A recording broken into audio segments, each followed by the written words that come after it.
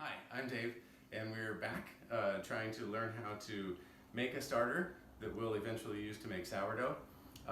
We'll look at that in just a minute, but first we're actually going to start with a different kind of bread tonight. It's just plain white bread that we'll cook in loaf pans, but the thing that's different about this is that it uses a preferment, and that is something that kind of kickstarts the fermentation. We're going to use yeast tonight. This is the only time we'll do that. So I've measured out 340 grams of flour, and I've sprinkled 2 teaspoons of yeast onto that. I've also warmed 340 grams of milk, so equal weight by equal amounts by weight. And then I didn't mention this last night, but another very useful tool in my kitchen is a thermopan, so that I know that the milk is exactly the right temperature. I said last night one of the things that you can do to actually kill your starter is to overheat it. So it's really important that we definitely take the temperature of things that we're going to mix with it. Same thing's true with yeast. This is instant yeast. So we're going to just spoon mix these together, and I'm doing it in the KitchenAid bowl so that when I add the rest of the flour, I don't have to move it from one pot to another. So as you can see, this is more or less the same consistency that our sourdough starter is at. And we're just going to leave this for about an hour, and hopefully it's going to start to bubble up. It's going to basically begin fermentation. Then we're going to add the other ingredients, and then we'll mix it like we would a regular dough in there. But let's check on our starter. So I said last night that we would put this aside, and that I would probably not even feed it tonight. But I think we're going to, because I peeked just a little while ago, and we already have bubbles. This already looks like a sourdough starter. This is what my regular starter looks like, and unless I did something really crazy and put our test one in the refrigerator, this is exactly what sourdough starter is supposed to look like. But what we're going to do is throw out half of this, and more or less, and then we're going to feed it by adding equal parts flour and water. Now, a lot of people say, well, I don't want to throw out my starter. You have to, because if you keep doubling this, it wouldn't take very long before you fill your whole house with starter if you do the math. So, and we're probably just going to dump this down the sink, about half of it, and give it a good rinse so it doesn't get stuck in the pipes. And then we're going to put it on the scale and do exactly what we did last night.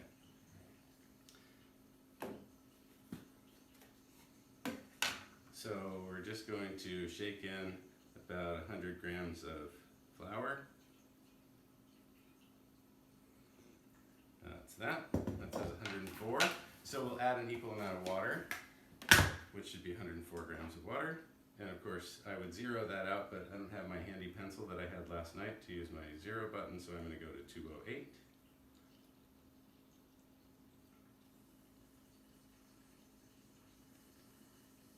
And we mix it up.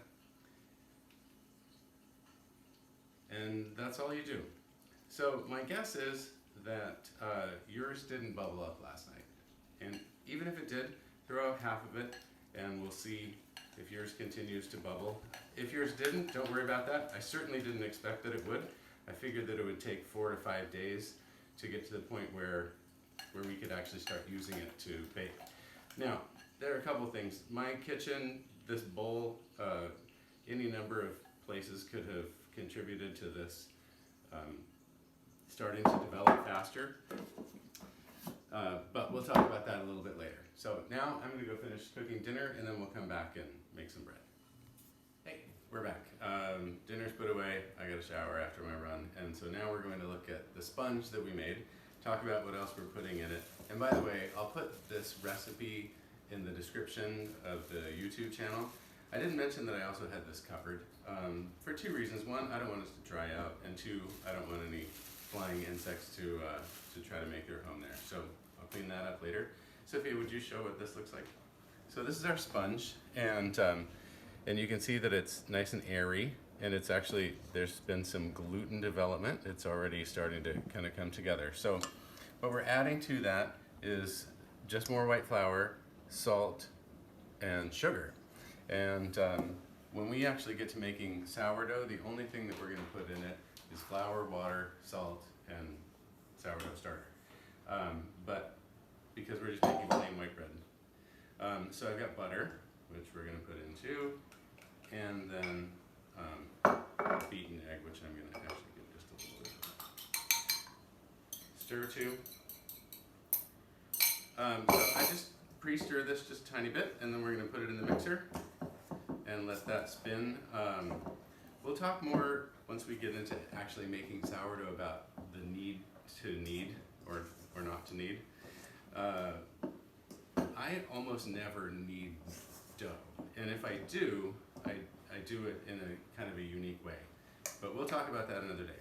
For this plain white bread that we're putting into the pans, we are going to actually pop it into this mixer, and we're going to start it, and then we'll see you in about 5 or 6 minutes. You can stop. So I hope what you can see here is that the dough is just barely sticking to the bottom of the mixing bowl. That's about what we want for this amount of liquid to flour ratio. So this dough is about as sticky as maybe a loaf of French bread. There you go. Yeah. So if you touch it, you know it's tacky, but it's not really sticky. So other tools that we have in the kitchen.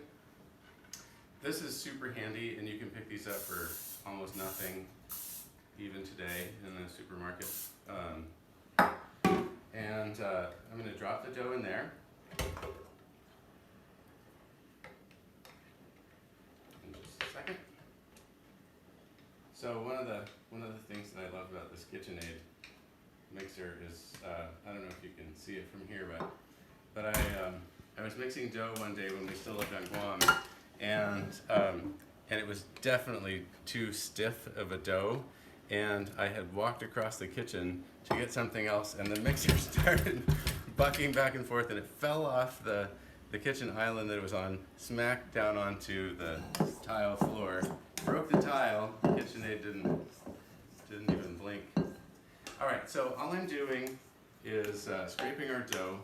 I'm not going to knead it on the counter. I'm just scraping it in here, where it's going to rise for probably an hour and a half. But one thing that I want to do first is to kind of tap it down and then stick a rubber band. I always use 2 in case one of them breaks. That's happened. To just kind of mark more or less where this was. And then if I'm hoping that it'll double, then I'll be able to see that easily. If I'm hoping that it'll just increase by half, you know, that'll be easy too. But it has to, you know, kind of touch the edges. All right, so that's that. And we'll see you in a few minutes. Okay, we're back. And as you can see, the dough that we put in here has doubled at least, maybe a little more. So I'm actually going to just sprinkle a little flour on the counter. I hate wasting flour. I'm not looking for an ultra fine amount of flour or anything like that. I just don't like wasting it. So I'm going to put that down, and then I'm going to put this here, like that. One more thing I forgot. So I have a whole bunch of different kind of bench knives. This one is a scraper that I use to like work inside of bowls, and it's flexible. And these are like $2 on the King Arthur website. This is also King Arthur. And the thing that I like about this, as opposed to this one, which is amazing, is that I can use it right on this island, which I don't want to cut up a whole lot. So what I'm going to do is get this close to even. So that's 543 grams, and this is 517 grams. So I'm just going to do that, and now they're both about 530 grams. Okay, so we need to prep these loaf pans, and this is something my mom used to do. So I have about a big teaspoon of butter in each one, and I just have a paper towel, and I'm going to smear that around like this because it works better than my fingers. So you can use a lot of different things on the loaf pans. I really like butter for this white bread because it's not going to soak into the bread, and it makes a nice, really nice crust. And we're baking at a low temperature, so it's not going to burn either, which is one of the reasons why I would avoid using butter, but that's not an issue here. Unsalted butter. I guess salted butter would be good, wouldn't it? I'm looking at my daughter who's holding the camera because she and I are big salted butter fans. Okay, with Marmite, which is what we'll do to these after we're done with them. Okay, so what's next? Need to fish this out here. So there are a lot of different ways to fold this dough, and you'll see people doing things like telling you take this half and fold it over to here, and then take this half and fold it over there. And it's, if you're putting something into a loaf pan, to me the simple, easiest thing to do is just to kind of tuck in the edges a little bit and just start kind of rolling this in like that. And then when you get to about here, then you just seal it like that. I mean, this is fine. And then we're just going to take this and we're going to put it down in there, and then it's going to rise again. If I were smarter, I would kind of have this held like this first, so I know how wide to make it. We do want to seal it so that it doesn't split when it starts baking. That's about right. Seam side down, and once again we're resting. One of the other things that I didn't point out that I used earlier was these that you can get for like, I don't know, a couple bucks a bag, and they're reusable if you wash them, and then you don't have to have some sort of fancy proofing box. So I'm just going to stretch this over both of them. They'll double again in probably 45 minutes, and then I'm going to bake them. So right now I'm going to put the oven on, and then we're going to watch some TV and throw them in the oven. See you in a bit. Hey everybody. So these are close to doubled. I still want to give them a few more minutes, but everybody else in the house is going to bed. So I'm going to put these in the oven. I just want to show you one more thing before I do. Because my oven is old and rickety, and I assume that you're all home bakers, otherwise you wouldn't be watching this. I put this pan in here to protect the bottoms of the loaf pans from burning. That's one of the unique things about my oven, and you'll have something like that. But this is on for 350. I'll cook them till they're done. I'm not going to, maybe I'll score one of these. I'll glaze it and score it, and I'll leave the other one plain, and then just brush it with butter when it comes out. But I will show you what these look like in the morning when Sophia can hold the camera again. Good night. Okay, welcome back everybody. So this is the bread that we baked last night, and I just want to say I probably should have used more dough. I forgot that I recently bought new bread loaf pans.